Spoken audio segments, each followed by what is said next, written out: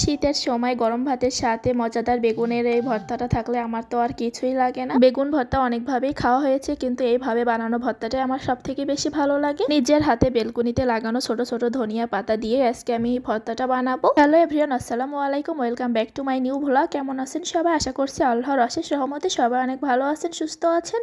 আলহামদুলিল্লাহ, আমরাও ভালো আছি। বেশ কিছুদিন ধরেই কিন্তু অনেক বেশি শীত পড়ছে, আর ওয়েদার এই চেঞ্জের কারণে কিন্তু ঠান্ডা জ্বর লেগে আছে। তো এই অবস্থাতে কিন্তু তেমন কিছু রান্নাও করতে পারছি না, যার কারণে ভাবলাম একটু ভর্তা বানাই। ঠান্ডা জ্বরে কিছু খেতে না পারলেও কিন্তু গরম ভাতের সাথে একটু ভর্তা হলে আমি একটু খেতে পারি। তার জন্য ভাবলাম যে আজকে একটু বেগুনের এই আমার পছন্দের ভর্তাটাই বানাই। তার জন্য আমি প্রথমে বড় সাইজের একটা সবুজ কালারের বেগুন নিয়ে নিয়েছি। তো আমরা কিন্তু সবুজ কালারের বেগুনটাই বেশি খাই। আমাদের যশোর অঞ্চলে কিন্তু সবুজ কালারের এই কাঁটাওয়ালা বেগুনগুলোই বেশি খাওয়া হয়, আর আমার কাছে কেন জানি মনে হয় এগুলোই বেশি ভালো লাগে। ঢাকাতে আসার পরে তো কালো বেগুনগুলোও খাওয়া হয়েছে, কিন্তু ওইগুলো তেমন একটা ভালো লাগে না। তারপর বেগুনগুলো পিস পিস করে কেটে নিয়ে তার ভিতরে স্বাদ মতো লবণ আর হলুদ দিয়ে আমি এখন বেগুনগুলো একটু তেলের ভিতরে ভেজে নিচ্ছি। তো এই পর্যায়ে কিন্তু চুলার আঁচটা একটু বেশি দিয়ে তারপরে দুই পাশ একটু কালো করে ভেজে নিতে হবে। খেয়াল রাখতে হবে যেন বেগুনের দুই পাশটা একটু ক্রিস্পি মতো হয়, এজন্য কিন্তু একটু হাই হিটে রাখতে হবে। তো এখন আমি বেগুনগুলো সব ভেজে নিব, আর আমার ফ্রাই প্যানটা একটু ছোট হওয়াতে কিন্তু আমি সবগুলো বেগুন একসাথে ভাজতে পারছি না, এর জন্য দুইবারে আমি সব বেগুনগুলো ভেজে নিব। প্রথম ব্যাচের বেগুনগুলো কিন্তু আমার ভাজা হয়ে গিয়েছে, আর এরকম করেই ভাজতে হবে। তারপর আমি উঠিয়ে নিচ্ছি।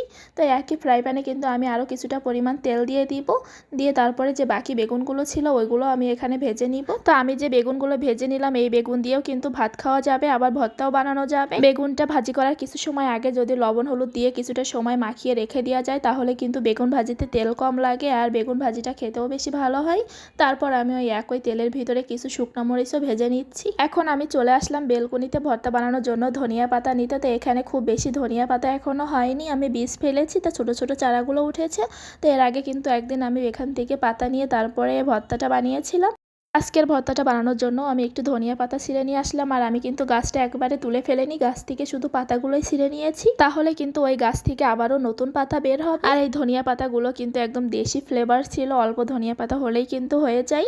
তো বাজার থেকে কিনলে কিন্তু ওইগুলোতে তেমন একটা ফ্লেভারই পাওয়া যায় না। বেগুন ভর্তাটা বানানোর জন্য আমার সব কিছু রেডি হয়ে গিয়েছে, এর জন্য প্রথমে আমি শুকনো মরিচ আর লবণ দিয়ে ভালো করে ডলে নিয়েছি। তার ভিতরে দিয়ে দিলাম বেশি করে পেঁয়াজ, আর লাল এই পেঁয়াজটা কিন্তু আমার যে কোনো ভর্তা বা সালাদ খেতে অনেক ভালো লাগে। তাই জন্য বড় সাইজের একটা পেঁয়াজ আমি সম্পূর্ণটা এখানে দিয়ে দিলাম, দিয়ে ভালো করে একটু চটকে নিয়ে তার ভিতরে আমি সরিষার তেল দিয়েছি।